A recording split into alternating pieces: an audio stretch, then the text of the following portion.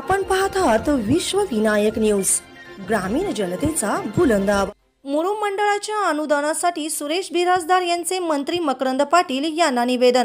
मदत व पुनर्वसन मंत्री मकरंद पाटील यांचे प्रस्ताव सादर करण्याचे जिल्हाधिकाऱ्यांना आदेश।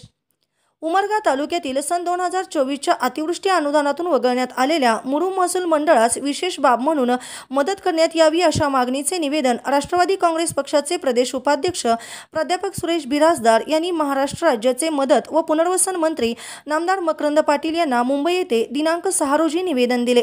या निवेदनाच्या अनुषंगाने श्री पाटील यांनी धाराशिव जिल्हाधिकाऱ्यांना याबाबतचा प्रस्ताव सादर करण्याचे आदेश दिले आहेत।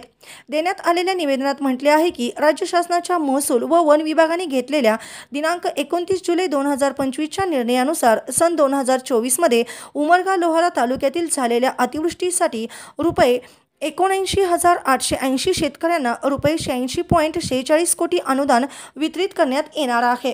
परंतु तालुका प्रशासनाने 33% पेक्षा अधिक पीक नुकसानीचा अहवाल सादर न केल्यामुळे मुरुम मंडळातील 10,000 शेतकरी 10 ते 12 कोटीच्या मदतीपासून वंचित राहणार असल्याने सदर शेतकऱ्यावर अन्याय होत आहे। आजूबाजूच्या महसूल मंडळांना मदत मिळाली असून मध्यवर्ती ठिकाणी असलेल्या मुरुम मंडळास वगळण्यात आले आहे।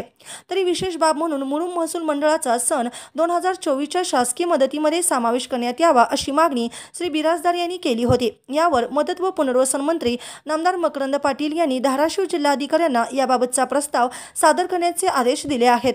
यावेळी राष्ट्रवादी युवक काँग्रेसचे जिल्हा सरचिटणीस शामशुद्दीन जमादार, लोहारा तालुका अध्यक्ष सुनील साळुंखे आदींची उपस्थिती होती। उमरगा धाराशिव प्रतिनिधी विकास गायकवाड, विश्व विनायक न्यूज।